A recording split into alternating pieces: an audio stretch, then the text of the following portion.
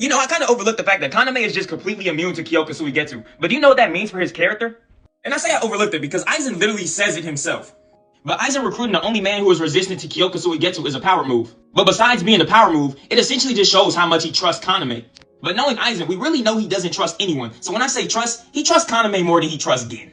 However, Kaname doesn't follow Aizen because he trusts him. Kaname follows Aizen because he believes in his idea of justice. However, this is Kubo's play on the phrase, the blind leading the blind. But to understand Kaname, you have to understand his justice.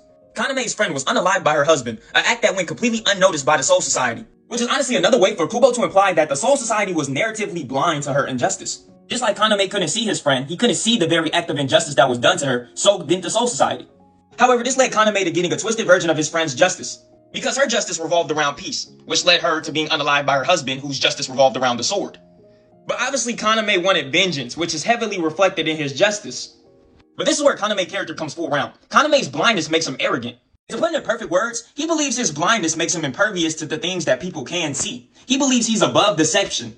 He believes that because he judges the world without its physical appearance, that his principles are more true. This is exactly how he gets manipulated by Aizen. That arrogance of his lulled him into a sense of comfortable ability. Just because Kyoka Suigetsu couldn't affect him, he believed that there was no other way that Aizen could manipulate him. But that really just goes to show how good of a manipulator Aizen is even without Kyoka Suigetsu. Because even though Kaname was immune to Kyoka Suigetsu, Aizen manipulated him through his justice alone. And people don't understand how powerful this scene really is. Aizen gifted Kaname his eyesight back.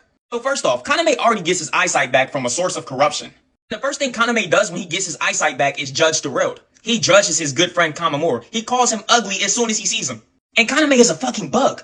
That perfectly summarizes his justice and how far it has fallen. As soon as Kaname could see the world for what it was, he couldn't even see how ugly he is himself. The only thing he could do was judge the first person he saw.